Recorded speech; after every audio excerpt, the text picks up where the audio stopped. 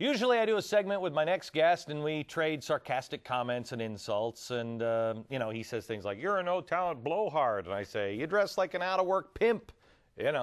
As fun as that is, tonight we're going to go a different way. Inspired by a touching letter his own mother wrote him, he's written a warm and very funny new book filled with advice for his kids. It's titled, "In the Event of My Untimely Demise, 20 Things My Son Needs to Know."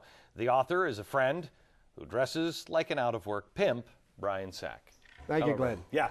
Actually, I just got the news that your book is number 3 in parenting on Amazon. Yes. Which is really, America. This isn't a parenting book. It's really, don't take Well, advice. it's kind of a parenting book. Is it? I'm a parent, apparently. Apparently you are. They're not licensing people yet to have kids No, yet. they are not. That's very evident. Yeah. So give me the advice that's in this parenting book. Well, I got 20 different chapters. Yeah.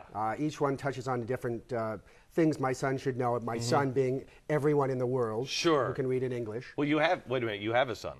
I do. Yeah. Actually, I have 2 now. Yeah. I had another one recently. Really? Yeah. Oh, I wish I would have kept track of the family. See? Too bad for me. Well. So anyway, the different topics are. Give me the best piece of it. One of my favorites is called "Get Up, Get Out, and Go Where the Toilets Are Different," and it's about the importance of travel, and the importance of travel being that you learn about other cultures, and therefore you can complain about them more effectively from a first-hand perspective. Right. Why is this shower drooling on me in France? Right. Why is that man taking my wife away? Sure. Why are they eating bees? Right. Things like that. Do they really eat bees someplace? In China, they had bee larvae, bee pupae, sautéed. That's really I passed good on stuff. it. I did eat a shark fin in a bird's nest. I will.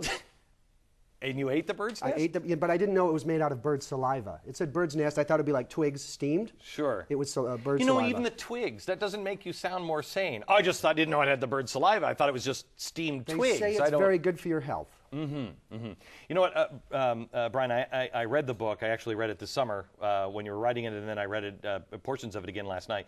It is really very, very funny. America, really, truly a very funny book. But also, I was struck by, I didn't think you had a heart. I really didn't. Right. Yeah. Like the Tin Man. Yeah. No, it is. You Yeah. went to see the wizard and he gave you a heart. Yeah. I got introspective. Right, because it starts with probably the worst comedic line of all time, Maybe. Which is? When my mother was first diagnosed with cancer. Right. Yeah. And it's the story about how your mother did write you a note. Yes. She wrote me a letter in her cursive handwriting, single space, basically explaining her fears that she could die, and this is what I need to know, and here's what you should do, and don't take foolish risks with drugs and alcohol.